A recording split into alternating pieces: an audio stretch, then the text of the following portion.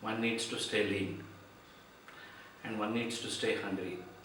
It's always better to keep your organization lean, and if a person is having the work of a 1.5 person's work also, it's good enough. But if you are you lose your flexibility with the kind of if you have obese employment structure. So I try to keep it very lean, and even in the hierarchical positions also, I have made it as flat as possible. And I always have looked, actually, more than having one boss for about 5 to 6 people, I have worked it the other way around. I have one, what I normally call them as an executive.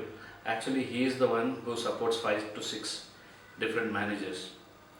Means, actually, the one who is in the executive position is the one who is actually running the show, trying to facilitate 4 to 5 people of what others are doing. So he becomes pivotal, he becomes a central point, he becomes a person in office who tries to cater to most of the people's needs. What happens in that is, everybody finds it easy to direct somebody than to report to somebody. Right. But when in the process of direction, they take their own leadership roles. Interesting. Because of which actually I've been able to leverage out of whatever little experience they have, and I'm definitely leveraging from whatever salaries I'm paying them. Very interesting point. I think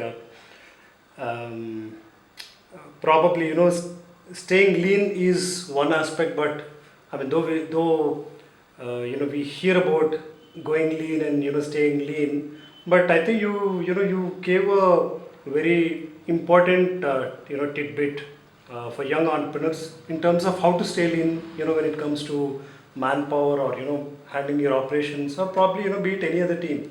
I mean, be it sales or finance.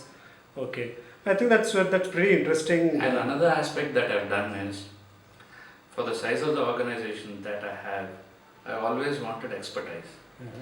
And every small organization has a challenge in terms of, I need a chartered accountant to manage my finances, for example, but I cannot afford a chartered accountant now.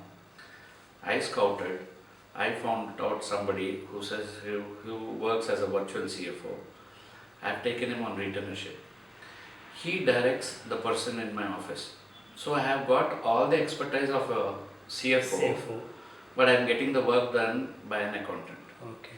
So, like that, because I would never like to compromise on expertise, I've always tried to find out ways where I can get experts on board at the cost of interesting. Normal employee cost, which has added a lot of value to my business.